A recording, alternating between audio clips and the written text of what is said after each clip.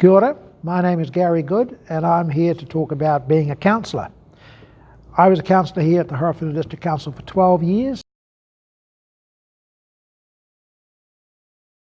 Naturally, motivation is pretty important, and the time commitment they might have to make, particularly if they're employed full-time, and how much involvement do they have to have outside of council? They do, because councillors are expected, there is expectation that they'll be involved in the wider community in whatever ways they can.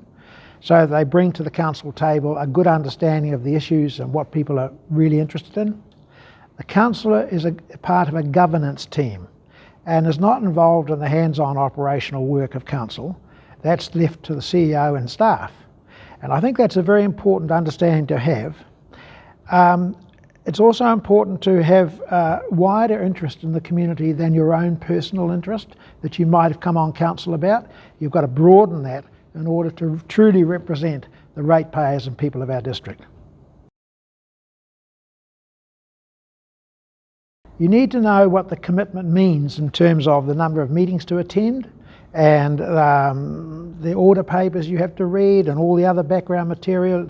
You have to understand what the council plans are. It's a fair amount of preparation, and I'm aware that people who are elected to council first up, they get a very comprehensive introduction through the council staff. So I'm aware that happens, but you've got to be prepared to learn. That's most important.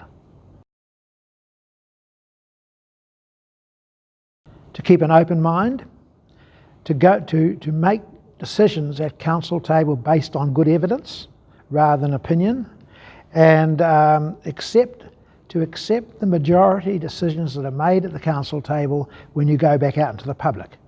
And not everybody fully understands that. Once the council as a collective make a decision, it is the council decision and all councillors are required to really abide by it. It's imperative that the council is a working team. Not everybody has to agree with everything, but they have to be prepared to work as a team. And with good leadership, most of my experience was that's what happened. People around the table all had a good foundation on what was required of them. They understood, they read everything that was put in front of them, they made decisions based on good evidence, and that's what you'd expect to see around the council. That's part of being a team.